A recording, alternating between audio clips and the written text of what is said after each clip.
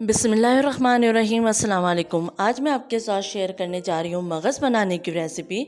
लेकिन इसके साथ मैं आपको बताऊँगी कि हम किस तरीके से मगज़ को साफ़ कर सकते हैं आसानी से और किस तरीके से हम इसके स्मेल को दूर कर सकते हैं। तो इसलिए वीडियो को एंड तक देखिएगा ताकि आपको ये तमाम बातें पता चल सकें। उम्मीद है आपको ये रेसिपी पसंद आएगी। अगर मेरे चैनल पर नए हैं तो प्लीज़ सब्सक्राइब कर लीजिए, साथ बेल आइकन दबा दीजिए ताकि मेरे आने वाली वीडियो की नोटिफिकेशन आप तक पहुंच सके।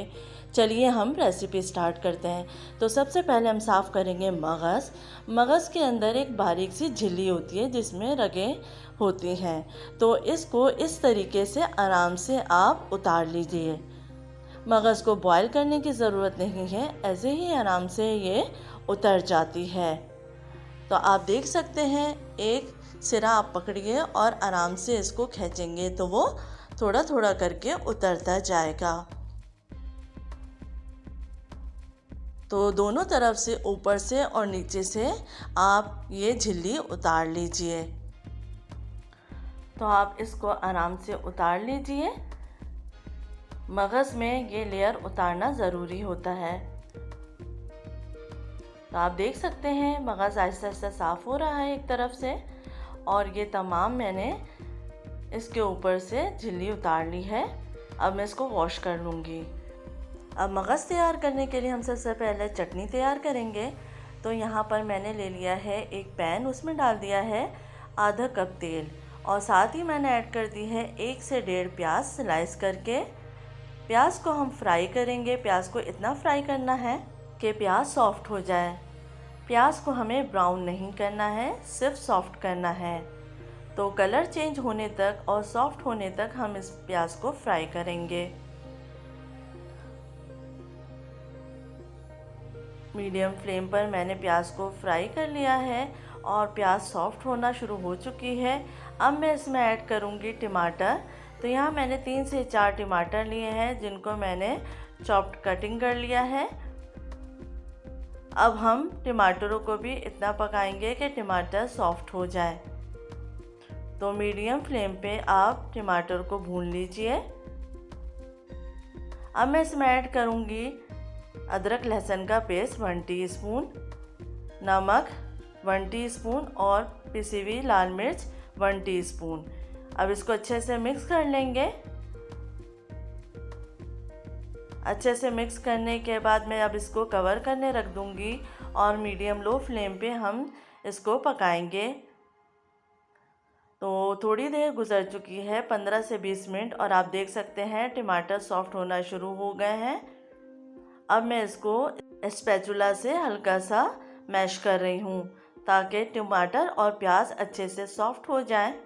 तो आपको सॉफ्ट होने तक इसको अच्छे तरीके से पकाना है।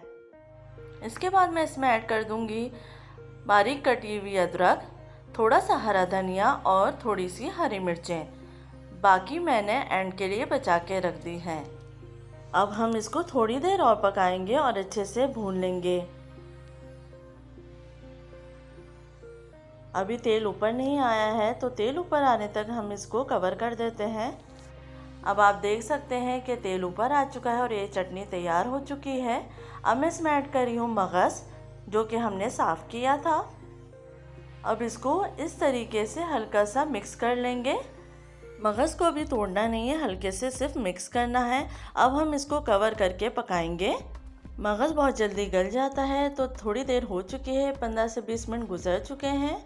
मैंने इसको मीडियम लो फ्लेम पे पकाया है। तो अब मैं इसको मिक्स कर दूंगी।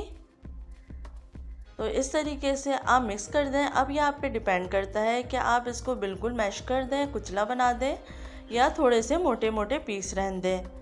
तो मैं यहाँ पे थोड़े से मोटे पीस रहने दूंगी, बिल्कुल मैश नहीं करूँगी। अच्छे से मिक्स करने के बाद अब मैं इसमें ऐड करूँगी अदरक लहसुन का पेस्ट 1/2 टीस्पून और इसको फिर अच्छे से मिक्स कर लेंगे। अब हम इसको कवर करके थोड़ी देर और मज़ीद पकाएंगे। तो आप देख सकते हैं अब तेल ऊपर आने लगा है और ये अच्छे से पक चुका है। मगज़ को अच्छे से पकाना इसलिए ज़रूरी है ताकि कोई स्मेल बाकी ना रहे। अब मैं इसमें ऐड कर दूंगी बारीक कटी हुई अदरक जो कि हमने बचा के रखी थी। थोड़ी सी कसूरी मेथी तकरीबन हाफ टी स्पून के करीब, थोड़ी सी हरी मिर्चें बारीक कटी हुई और थोड़ा सा हरा धनिया। तो ये मज़ेदार सा मगज़ तैयार हो चुका है। अब मैं इसको थोड़ा सा मिक्स कर लेती हूँ। तो बहुत ही मज़ेदार सा ये मगज़ तैयार हो चुका है। आप इस रेसिपी को जब ट्राई करेंगे तो यकीन माने कि कोई स्मेल इसमें नहीं आएगी। उम्मीद है आपको ये रेसिपी पसंद आएगी। आखिर में इसको हरा धनिया वगैरह से गार्निश कर लीजिए। अपना ख्याल रखिएगा। अल्लाह हाफ़िज़।